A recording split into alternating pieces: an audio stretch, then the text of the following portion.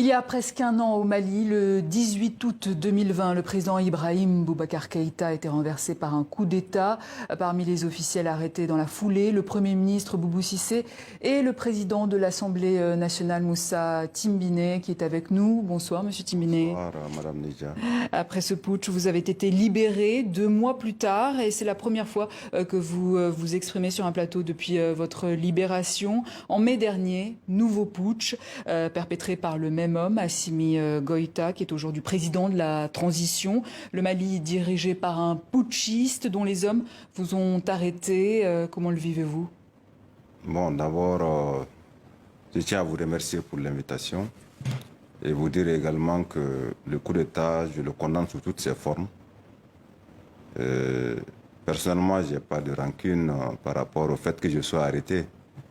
Mais je pense qu'en démocrate, en républicain, je ne peux que condamner le coup d'État. Et il est conforme à l'article 121 de la Constitution. Et je pense que ce qui est important maintenant, c'est de tourner le regard vers l'avenir. Lors de son deuxième coup d'État en 9 mois, ce sont l'ancien président de transition Bandao et son Premier ministre Mokhtar Ouane qui ont été renversés cette fois. Ils sont toujours en résidence surveillée à Bamako. Vous qui avez été dans la même situation, quelle est votre réaction ? Je comprends la situation et je pense qu'il est extrêmement important pour les auteurs du coup d'État et les responsables de la transition et d'essayer de normaliser la situation et d'œuvrer de telle sorte que les choses se passent dans la légalité. Parce que l'avocat qu'ils ont pris n'a pas la possibilité de les rencontrer, par exemple, c'est ce qu'il a dit. Et naturellement, et je pense qu'il est extrêmement important aujourd'hui, en regardant l'arsenal juridique, on constate quelque part qu'il n'y a aucune disposition qui permet vraiment, en tout cas, la détention de ces responsables, Bandao et son Premier ministre Mokhtar Ouane.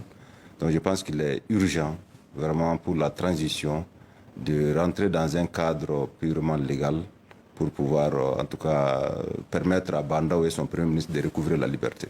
Assimi Goïta, qui était victime la semaine dernière d'une tentative d'assassinat, et le suspect meurt en détention. Qu'est-ce que ça vous évoque? D'abord, comme les autres coups d'État, je condamne également la tentative d'assassinat. Et j'invite en tout cas la justice malienne à œuvrer pour pouvoir situer les responsabilités et situer les motivations en tout cas qui ont poussé à cet acte. Et également les conditions qui ont amené aujourd'hui au décès du jeune. D'abord, je tiens à présenter mes condoléances à la famille du prévenu et dire également que la justice doit de nouveau pencher sur cette question pour situer vraiment, pour élucider les causes du décès. Et c'est dans ce contexte que vous avez lancé le mouvement d'action patriotique Ankaben. Quel est l'objectif de ce mouvement ? Bon, Ankaben, d'abord, je suis convaincu qu'aujourd'hui, les partis ne suffisent pas pour pouvoir fédérer l'ensemble du peuple malien. Et d'abord, Ankaben n'est pas un nouveau mouvement, c'est un mouvement qui a été créé depuis 2016. Mais il s'agit aujourd'hui de restructurer ce mouvement en vue de permettre aux Maliens de se fédérer.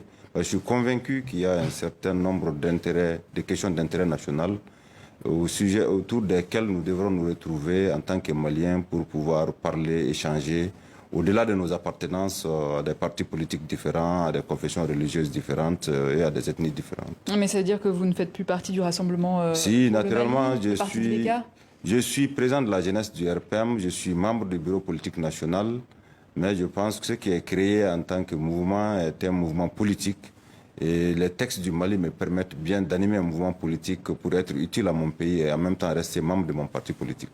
Mais est-ce que ça veut dire que vous serez candidat en 2022 ? Pour le moment, je pense que je ne suis pas tellement en mesure de répondre à cette question. J'attends d'abord que au sein de mon parti, le débat soit posé et que par rapport au contexte, voir si en tout cas le parti décidait en tout cas de choisir telle ou telle personne, je ne verrai aucun inconvénient. Mais pour le moment, je me réserve le droit de me prononcer sur une quelconque éventuelle candidature. Alors, une vingtaine de partis d'opposition ont appelé hier à une transition réussie. Ils veulent notamment s'assurer du respect de la tenue de la présidentielle et des législatives le 27 février 2022. Parmi eux, les anciens premiers ministres Soumelou Boubei Maïga ou encore Moussa Mara. Vous les suivez dans le cadre de cet appel ?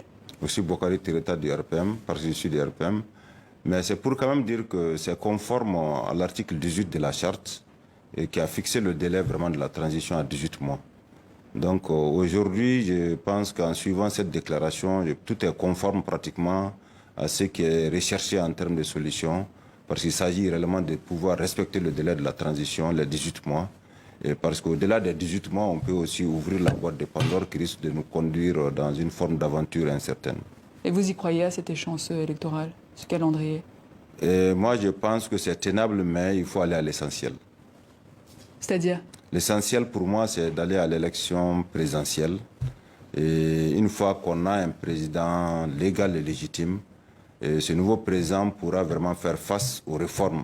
Tout ce qui est réforme constitutionnelle, tout ce qui est réforme au niveau politique, les réformes au niveau électoral, les réformes administratives, et aussi pouvoir organiser les élections législatives, municipales et référendaires.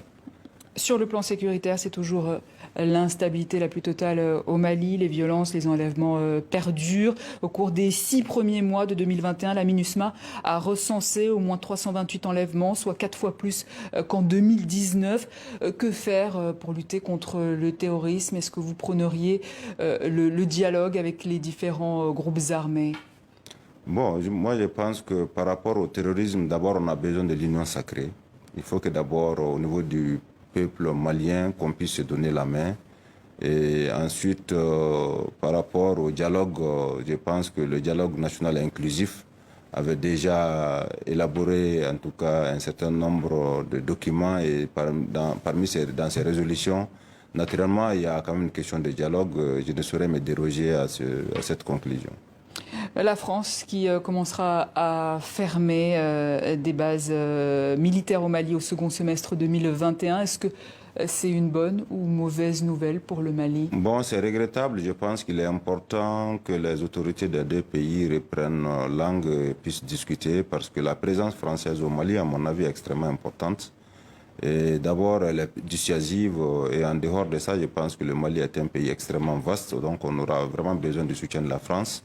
Mais certainement au niveau des relations, sinon de la coopération politique et économique, peut-être qu'il y a lieu de revoir les relations entre nos deux pays parce qu'il ne faut pas aussi que du fait qu'il y ait quand même une divergence de points de vue au niveau, en tout cas des hommes politiques, que ça remette en cause des relations séculaires que nos deux peuples, en tout cas, ont su entretenir. Et peut-être élargir la mobilisation à l'international? Naturellement, on a besoin de tout le monde parce que le Mali n'est pas un précaré. Il faut quand même élargir ça à tous les pays.